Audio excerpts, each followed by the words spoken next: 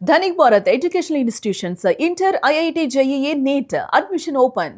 ఆంధ్రప్రదేశ్ లో ఎన్డీఏ కూటమి నేటితో 2 ఏళ్ల పాలన పూర్తి చేసుకుంది. ఇక ఈ చారిత్రాత్మక సందర్భాన్ని పురస్కరించుకొని తిరుపతి వేదికగా 2 ఏళ్ల నమ్మకం, అభివృద్ధి, సంక్షేమం పేరిట భారీ బహిరంగ సభను ప్రభుత్వం నిర్వహిస్తుంది. ఈ వేడుకల్లో ముఖ్యమంత్రి నారా చంద్రబాబు నాయుడు, ఉప ముఖ్యమంత్రి పవన్ కళ్యాణ్ సహా బీజేపీ అగ్రనేతలు పాల్గొంటున్నారు. ఇక ఈ 2 ఏళ్ల మైలురాయిని పురస్కరించుకొని జనసేనాని పవన్ కళ్యాణ్ సతీమణి అన్నా లెజినోవా సోషల్ మీడియా వేదికగా పవన్ ప్రమాణ స్వీకార వీడియో, ఫోటోల్ని పంచుకుంటూ పెట్టినటువంటి ఒక సుదీర్ఘమైన ఎమోషనల్ పోస్ట్ ఇప్పుడు నెట్టింట్లో విపరీతంగా వైరల్ అవుతోంది. ఇక అన్నా లెజినోవా తాను ఒక సోషల్ మీడియా ఖాతాను రీసెంట్ గానే ఓపెన్ చేశారు. అక్కడ తను కొన్ని భావాలని పంచుకుంటూ ఉంటారు. ఇక అన్నా లెజినోవా కూడా ఇప్పుడు పవన్ కళ్యాణ్ ఫ్యాన్స్ గానీ వీళ్ళందరూ కూడా ఫాలోయింగ్ అనేది ఎక్కువగా ఉంటుంది. ఎందుకంటే తన ఫ్యామిలీకి సంబంధించినటువంటి విషయాల్ని కానీ పవన్ కళ్యాణ్ కి సంబంధించినటువంటి విషయాల్ని పోస్ట్ చేస్తూ ఉంటారు. ఇక ఈసారి భర్త పవన్ కళ్యాణ్ రాజకీయ ప్రస్థానంలో పడ్డ కష్టాలను కళ్ళకు కడుతూ ఆమె తన వర్షంలో రాసుకొచ్చినటువంటి అక్షరాలు భావోద్వేగానికి గురి చేస్తున్నాయి. జనాలు కేవలం విజయాన్ని మాత్రమే చూస్తారు.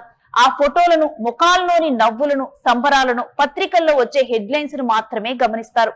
కానీ ఈ సక్సెస్ వెనుక ఉన్న ఇన్నేళ్ల సుదీర్ఘ పోరాటాన్ని, కష్టాన్ని చాలా తక్కువ మంది మాత్రమే చూడగలరు. ఆ అలసటను, భరించిన అవమానాలను, ఎదుర్కొన్న అనిశ్చితిని, ఆఖరికి ప్రపంచమంతా తనకు వ్యతిరేకంగా నిలబడినట్టు అనిపించిన ఆ రాత్రి పగళ్లను చాలా కొద్ది మంది మాత్రమే అర్థం చేసుకోగలరు. రాజకీయాలలో ఆయన్ని ఎందరో అవమానించారు, ఎగతాళి చేశారు, రకరకాల పేర్లతో దూషిస్తూ నిరంతరం ప్రశ్నించారు. ఆయన ప్రజల కోసం యుద్ధాలు చేస్తున్నప్పుడు నేను ఇంట్లో మా పిల్లల కోసం మానసికంగా ధైర్యంగా నిలబడటానికి ప్రయత్నించేదాన్ని. ఆ సమయంలో చాలా సందర్భాలలో నన్ను నేను పూర్తిగా ఒంటరిగా భావించాను. నేను కూడా పూర్తిగా కుంగిపోవాలనిపించినన్ని రోజులు, ఎంతో భయపడిన రోజులు ఉన్నాయి. తాను నమ్మిన సిద్ధాంతం కోసం, ప్రజల కోసం ఒకే ఒక్క మనిషి ఇంతకంటే ఇంకెంత భరించగలడు అని నేను నిరంతరం ఆలోచించేదాన్ని. అయినా మేము వెనకడుగు వేయకుండా ముందుకు సాగుతూనే ఉన్నాం. అదేదో సులువైన మార్గం అని కాదు, దానివల్ల మా జీవితం లగ్జరీగా, సుఖంగా మారుతుందని కూడా కాదు. కేవలం కొందరు వ్యక్తులు తమ అంతరాత్మను ఎప్పటికీ వంచుకోలేరు కాబట్టి. బహుశా అందుకేనేమో ఈ విజయం మాకెంతో భావోద్వేగంగా అనిపించింది. ఇది కేవలం రాజకీయ పరమైనది కాదు, అంతకు మించి మానవీయమైనది. ఇన్నేళ్ల మా గుండెకోత ఒక్క క్షణంలో అంతులేని ఆనందంగా మారిపోయింది. ప్రమాణ స్వీకార మహోత్సవంలో కళ్ళల్లో నీళ్లతో నేను అక్కడ నిలబడిన క్షణం నాకు ఇప్పటికీ గుర్తుంది. చివరికి నా కన్నీళ్లను ప్రధాని మోదీజీ కూడా గమనించారు. అవి కేవలం బాధతో వచ్చినవి కాదు, ఆనంద బాష్పాలు, స్వచ్ఛమైన ఆనంద క్షణాలవి.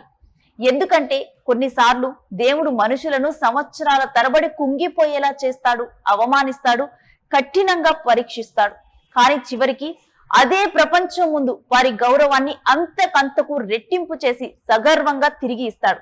ఆ అద్భుత క్షణంలో నాకేమనిపించిందని ఎవరైనా నన్ను అడిగితే నాకు కేవలం గర్వంగా అనిపించిందని మాత్రమే చెబుతాను. ఓటమిని ఒప్పుకోవటానికి అస్సలు ఇష్టపడని ఆ వ్యక్తిని చూసి ఎంతో గర్వపడ్డాను.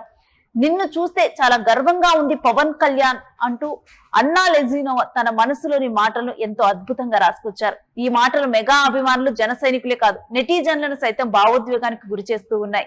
ఇక అన్నా లెజినోవా పోస్ట్ మీద మీరేమంటారో కూడా చెప్పండి.